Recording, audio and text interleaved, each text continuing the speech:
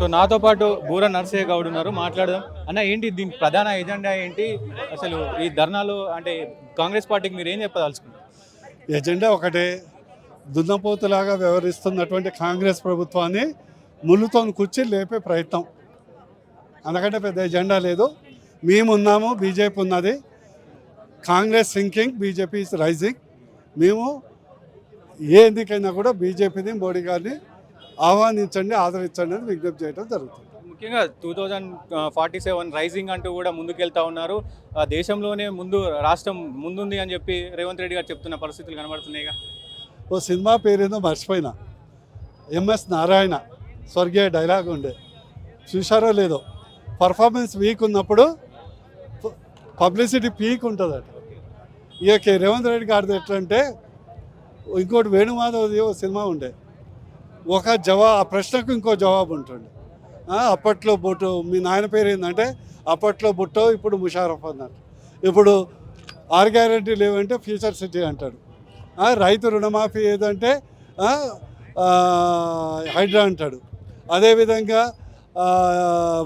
తులం బంగారం ఏదంటే జిహెచ్ఎంసీ ఎక్స్పాన్షన్ అంటాడు.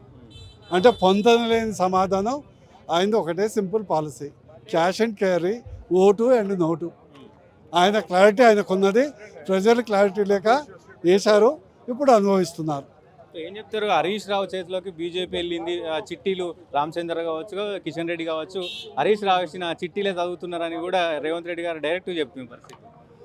అంటే ఇప్పుడు ఆయన ఇబ్బంది ఏంటంటే, హరీష్ రావు గారు, రామచంద్ర రెడ్డి బీజేపీ కాదు, యావత్ తెలంగాణ 4 కోట్ల ప్రజలు ఒకటే చిట్టి చదువుతున్నారు. అది రేవంత్ రెడ్డి అవినీతి చిట్టా చదువుతుంది. అది కామన్ చిట్టా, అది కామన్ చిట్టా. సో ఏం చెప్తారు అంటే, ముఖ్యంగా బీజేపీ ఓన్లీ మత విద్వేషాలను రెచ్చగొడుతుంది తప్ప ఎక్కడ కూడా డెవలప్మెంట్ చేస్తలేదు అనేది పదే పదే చెప్తున్న పరిస్థితులు ఉంటే బీఆర్ఎస్ కావచ్చు, అటు కాంగ్రెస్ కావచ్చు. ఏం చెప్తారు దీనికి? ఈరోజు బీజేపీ లేకుంటే ఈరోజు ఈ మాత్రమైనా కూడా తెలంగాణ స్టేట్లో కానీ, ఏ రాష్ట్రంలో కానీ డెవలప్మెంట్ ఉండబోతుంది. ఈరోజు 24 గంటలు తెలంగాణలో దొరుకుతుందంటే ఘనత బీజేపీది. ఉచిత రేషన్ దొరుకుతుందంటే ఘనత బీజేపీది. ప్రతి ఇంటికి టాయిలెట్ వచ్చిందంటే ఘనత బీజేపీది. 40 రైల్వే స్టేషన్లు అద్భుతంగా డెవలప్ అవుతుందంటే బీజేపీ. ఇంకో ఎయిర్పోర్ట్ వస్తుందంటే ఘనత బీజేపీది. ఎయిమ్స్ వచ్చిందంటే ఘనత బీజేపీది. అదేవిధంగా ఈరోజు ప్రతి బిడ్డకు 25,000 ఉచిత వ్యాక్సిన్లు దొరుకుతుందంటే బీజేపీ.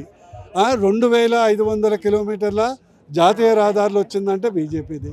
అదేవిధంగా 35,000 కోట్లతో నూతన రైల్వే లైన్లు వచ్చిందంటే కనుక బీజేపీది. బీసీలకి, ముఖ్యంగా బీసీలకి అన్యాయం చేసింది బీజేపీ పార్టీ జీవో అంటే 9th షెడ్యూల్లో పెట్టలేదు కాబట్టి ఈ జరుగుతుంది అని కూడా చెప్తా ఉన్నారు. ఏం చెప్తారు దీని గురించి? ఈరోజు నేను ఒకటే ప్రశ్న అడుగుతున్నాను. 9th షెడ్యూల్ గురించి, రిజర్వేషన్ గురించి మాట్లాడుతుంది.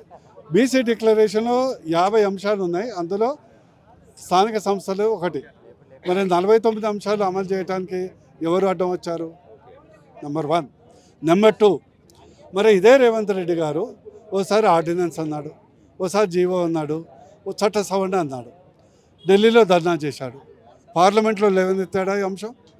మన ప్రధానమంత్రి దగ్గర పోయి విజ్ఞప్తి చేశాడా? పార్లమెంట్లో ధర్నా చేశాడా?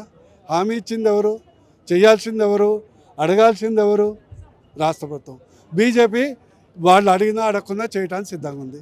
కులగణన చేస్తుంది, వచ్చిన తర్వాత అంకెలతో సహా చేస్తాం. అదేవిధంగా ఇంకోటి మౌలిక అంశం ఏంటంటే, రిజర్వేషన్ కోర్టులో నిలబడాలంటే నువ్వు చేసిన కులగణను బహిర్గతం చేయాలి. చేశావా? ఎవరు అడ్డం వస్తున్నారు? మా పార్టీ నుంచి అన్ని ప్రయత్నాలు చేసినాము. బీజేపీ నేను సింపుల్ క్వశ్చన్, కులగణను డాటా బహిర్గతం ఎందుకు చేయలేదు? నువ్వు ప్రధానమంత్రి దగ్గరికి ఆల్ పార్టీ మీటింగ్ ఎందుకు తీసుకెళ్ళలేదు? అదేవిధంగా పార్లమెంట్లో ఈ అంశం మీద ఎందుకు గళమెత్తలేదు? మీ దద్దమ్మల ఎంపీలందరూ నిద్రపోతున్నారా? మీ రాహుల్ గాంధీ కనీసం నువ్వు చేసిన దొంగ దీక్షకు చుట్టపు చూపుగా కూడా ఎందుకు రాలేదు? కేవలం మరి ఫస్ట్ అసెంబ్లీ సెషన్లో బీసీ సప్లాన్కు చట్టబద్ధత కల్పిస్తున్నాం, ఎందుకు చెప్పలేదు? 100% బీసీ ప్రధాన్నే చేసింది. రేపు ఈరోజు 50 సంవత్సరాలు బీసీ ముఖ్యమంత్రి చేసినావా?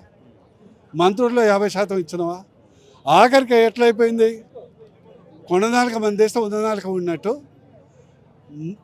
42% అని చెప్పి 33 ఉన్న శాతాన్ని 17% తగ్గించాం. ఇలాంటి ముసలి కన్నీరునిచ్చే కాంగ్రెస్ను బొందబెట్టడానికి యావత్ తెలంగాణ ప్రజలు సిద్ధంగా ఉన్నారు.